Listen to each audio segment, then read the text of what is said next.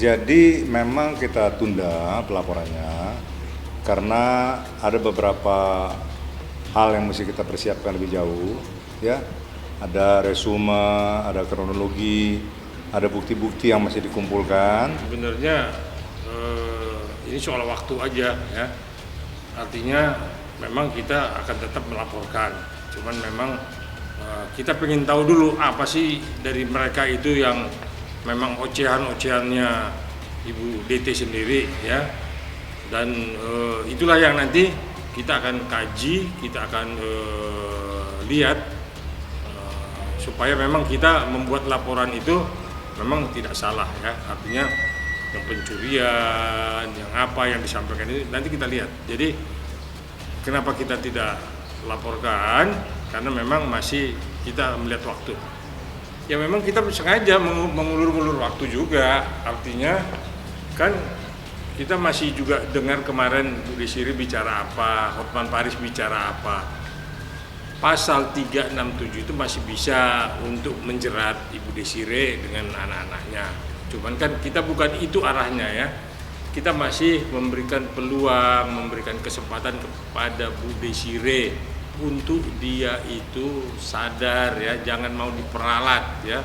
Jangan mau diprovokasi akhirnya memojokkan Pak Hotman, ya. Itulah yang memang kita beri waktu Ibu Desire untuk eling, ya, orang Jawa bilang tuh eling, jadi ngaca diri, ya, supaya jangan nanti laporan dia mentah, kita melaporkan dia terjerat. Itulah yang makanya kita masih memberikan kesempatan dan memberikan waktu. Ya itu kan di media dia boleh membantah, boleh mengelak, ya, itu kan supaya memang jadi konsumsinya publik, ya. Tapi apa yang akan kita laporkan itu akan terbukti karena ada saksinya, ada semua dan memenuhi unsur, ya. Jadi kalau dia mau mengelak, dia mau membantah, itu haknya dia, ya. Nanti kan semua bisa kita uji di pengadilan seperti apa, ya. Nah ini jangan nanti justru ocehannya dia justru menjerat dia sendiri. Pada awalnya Ibu dituduhnya apa? Mengambil apa? Mencuri barang-barang alat dapur. Alat-alat dapur, berarti periuk masak Ibu itu pun itu mau dilaporin polisi, gitu sama mereka katanya. Nah terus belakangan ini jadi apa, Bu, yang Ibu dituduh, Bu? Sekarang dibilang mencuri berangkas. Berangkas yang mau dicuri katanya sekarang. Nah emang ada isinya nggak sih, Bu, sebenarnya berangkas itu, Bu? Berangkas itu emang punya berdua atau bagaimana? Saya punya berangkas sendiri, Bapak punya berangkas sendiri. Artinya ada berangkas yang terpisah, punya Ibu sendiri. Oke. Emang selama ini, Bu, pertanyaannya, Ibu pernah nggak misalnya dibukain deposito, rekening, atau dikasih uang yang katanya bombastis, ya, 10M kalau nggak salah Pak Muarakarta kemarin ngomongnya gitu? Nggak pernah. Sama sekali tidak pernah? Saya nggak pernah. Nah, jadi... Jangankan 10 miliar, surat berharga 10 juta aja nggak ada. Nah, 10 juta aja nggak ada? Pernah dikasih katanya? Untuk dibukain rekening seperti itu, ya, deposito, ya, Bu, ya? Deposito nggak ada. Jadi kira-kira tujuan mereka tuh menurut Ibu nih, tujuan mereka itu mau laporin Ibu atau apa segala macam tuh apa sih sebenarnya buat Ibu? Ya mungkin nggak mau kasih saya gono gini, terus hitung-hitungan gono gini, katanya itu semua dihitung, semua alat-alat rumah tangga, dapur segala macam itu lah gono gininya katanya. Jadi Ibu selama perkawinan dengan Pak HS tidak pernah dibukakan rekening atau deposito yang jumlahnya kayak bombastis yang disampaikan seperti sebelah sana, ya, Bu, ya? Dan katanya ada surat-surat berharga, nggak ada sama sekali, saya nggak ada pernah pegang surat-surat berharga apa-apa. Ya, silakan aja buktikan. Artinya dari pihak sana dia bilang ada ini, silakan buktikan dulu aja berarti kalau dari Bu Desi, artinya seperti itu. Karena selama perkawinan Ibu Desi merasa tidak pernah menikmati ataupun dibukakan hal-hal yang sebagaimana disampaikan oleh pihak sebelah sana, Bu, ya. Kalau saya buka berangkas dia, Bapak punya berangkas, masa saya bisa buka, dia nggak bisa buka, katanya nggak ada kunci, tukang kunci. Itu Diperiksa belum? beritanya dari mana? Nggak pernah ngomong mual pusing aja namanya. Mungkin kecapean. Jadi, ya doain aja. Namanya juga pasangan baru ya, Pingga. Amit, Bunda, aku pergi dulu honeymoon, aku senang. Doain gitu, udah pasti setiap hari kamu nggak usah minta doa mah, orang tua doanya mana kan nggak pernah putus pasti kan. Kemarin aku lihat dia udah nemenin Atta kemarin belanja dia ke mall, terus beli-beli baju, terus cek kandungan juga. Iya, udah sama keluarga ya. Semuanya ya? lagi menyambut Ramadan hari ini.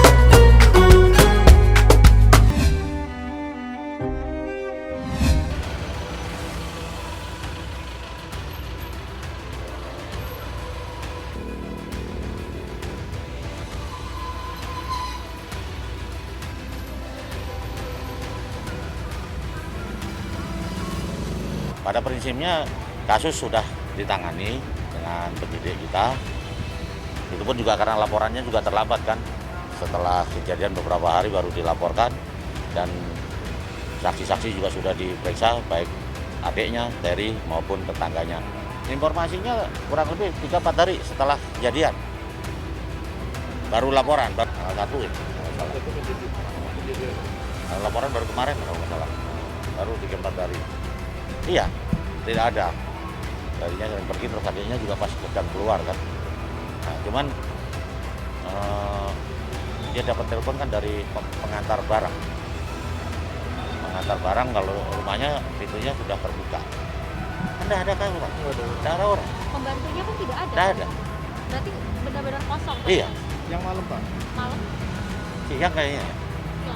Dia kan ketahuinya kan siang karena ada pengantaran barang. Kalau itu sih nggak pernah yang cerita gimana sih ya aku cuma nanya aja ya kalau misalnya emang dia udah putus ya udah, tapi memang semuanya baik-baik aja sih gitu. Dan emang aku tahu Billy juga kok beberapa kali juga kan aku kenal dia gitu ya kita sebenarnya baik-baik aja gitu.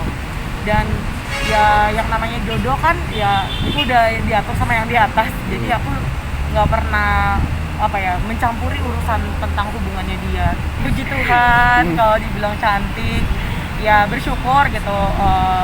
Kalau misalnya Amanda dibilang semakin cantik gitu, karena kan ya mau dengan siapapun pacarannya ya kalau misalnya dia emang terlihat semakin glowing, semakin keluar auranya ya bagus berarti. Kalau di aku sih dia kelihatannya selalu bahagia ya.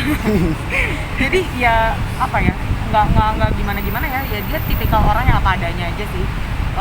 Sama aku ya dia selalu mau orang terdekatnya dia tuh juga ngerasain dia senang gitu. Karena kan ya kita khawatir dong kalau dia kenapa-napa gitu. Jadi ya dia nggak pernah ngasih lihat kalau dia lagi drop. Ya mungkin mereka nggak tahu gitu, belum pernah lihat sinetronnya Manda. Ya aku sih nggak bisa marah-marah ya masa marah-marah gitu. Jadi ya udah kalau misalnya dia bilang gimana ya udah terima aja. Aku juga bingung. Ya emang ya udah terima aja sih. Mau orang bilang pro kontra kita tetap terima sih. Yang pasti masukan atau kritikan apapun kita pasti dengar gitu. Pasti akan jadi pelajaran buat Amanda untuk semakin bertumbuh semakin lebih baik lagi. Ya yang pastinya doanya kalaupun one day telah dipertemukan Tuhan dengan pasangan yang terbaik dari Tuhan, ya pastinya maunya yang terbaik ya gitu. Ya udah nggak usah lama-lama lah. Kalau misalnya untuk masalah hubungan ya kayaknya cukup aku aja sih, nggak mau membenarkan siapa yang benar, menyalahkan siapa yang salah, karena apapun saya ucapkan pasti ya ada yang benci, ada yang suka, tapi untuk masalah itu hubungan aku sama dia pasti udah pada tahu lah. Lalu lanjutannya Kemenpora langsung yang membayar yang terakhir, tapi yang sekarang ini 2018 itu rancu karena tertunda sehingga FTI yang harus berjuangnya selama sekian hari di 2017. Apakah Ibu melihat kegiatan setiap hari mereka ada di hotel? Lihat Pak. Kegiatan ya? Mereka makan siang, makan malam, itu ada. Saya juga yang bikin Pak, jadi saya tahu persis. Oke, tapi latihan di hotel? Latihan tidak di hotel. Tidak di hotel. Akhirnya mereka keluar karena ketakutan, karena tidak dibayar-bayar oleh Kemenpora. Ya, pada waktu itu pertanyaannya lagi 2017. Berapa kali atlet itu dibuat stres karena hotel minta tolong dong pembayarannya kok belum juga, ya. Nah itu salah satu alasan atlet makanya tidak mau lagi stres, tidak bisa latihan hanya karena tagihan dari Kemenpora belum cair. Ini yang terjadi juga 2017. Kembali lagi 2018. Kembali lagi Bu, yang saya terima laporan dan yang diminta untuk dibayar itulah yang kami bayarkan. Ada kegiatan atau menginap ya, bukan kegiatan. Jadi menginap di sana selama 1 minggu atau 10 hari saya tidak ada di invoice-nya itu, karena ditagihkan ke kami dan atletnya mengatakan dia ada latihan di situ karena dia menginap di situ, tapi akhirnya pada keluar. Menurut Ibu bagaimana? Kalau pengacara tidak ada kegiatannya, Pak. Alhamdulillah, yang penting jangan jadi tarsan kota itu kan. Semua yang hak itu akan muncul, yang batil akan muncul. Jadi nggak perlu ada kekhawatiran. Ya, karena itu janji Allah. Pastinya ini yang kita harapkan sejak semula ya, bahwa permohonan dari tim kuasa hukum pada saat sidang pertama sudah kita ajukan dengan pertimbangan karena secara objektif kondisi kesehatan Pak Mark yang tidak sehat. Tadi juga terbukti bahwa 3 saksi yang harus diperiksa, tapi yang bisa diperiksa cuma hanya 2 orang, 2 saksi. Ini semata-mata karena kondisi Pak Mark yang tidak sehat. Nah, pada akhirnya syukur alhamdulillah bahwa majelis hakim sependapat dengan pertimbangan dan permohonan dari kuasa hukum, sehingga permohonan dikabulkan. Ya, jadi sejak hari ini atau besok Pak Mark itu sudah menjadi tahanan kota. Tapi kami memastikan bahwa beliau tetap kooperatif, akan menjalani persidangan sebagaimana mestinya sesuai dengan jadwal yang ditentukan oleh majelis hakim. Jadi saya kira tidak ada masalah. Ada yang tidak jujur gitu kan. Makanya tadi pada saat persidangan tadi kita ingin stressing karena yang kita cari adalah kebenaran material dari perkara ini. Jadi sangat kita harapkan bahwa setiap saksi yang dihadirkan oleh jaksa penuntut umum itu kan telah disumpah ya. Kalau saksi yang telah disumpah itu kan harus berkata jujur gitu ya. Tadi kan ada sesuatu yang kita lihat sangat distorsif gitu ya. Ada sesuatu yang tidak objektif sehingga pada akhirnya kita sebagai kuasa hukum sedikit bereaksi dengan keras gitu kan. Tujuannya apa? Agar persidangan ini betul-betul mendapatkan fakta-fakta yang sebenarnya. Saksi harus berkata jujur. Karena dengan berjujur itulah kita mendapatkan kebenaran material yang sesungguhnya gitu. Makanya tadi ada inkonsistensi dari keterangan-keterangan itu yang kita dalami. Akhirnya kita minta agar Hotel Cipaku berkata jujur dalam proses itu misalnya. Jadi itu aja sih sebenarnya. Mungkin besoknya tahu. Mau lihat dulu, saya pamitan teman-teman di dalam ya. Bilang ini lebaran-lebaran keluarga ya nanti ya. Amin, amin, insya Allah. Sampai kamar dulu secucu ya. Sampai rumah? Iya. Ya kangen-kangenan lah. Sama cucu, sama anak. Syukur kepada Allah karena semua Allah yang ngatur. Tidak ada satupun musibah itu tanpa ada izin dari Allah. Dan ini bukan musibah, ini cobaan.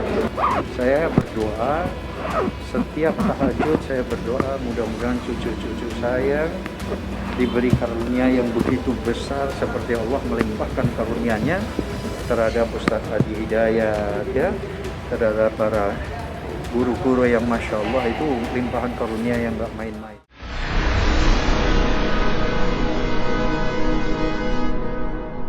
Jadi jangan lupa untuk subscribe Cumi Cumi. Ditekan ya tombol lonceng merahnya.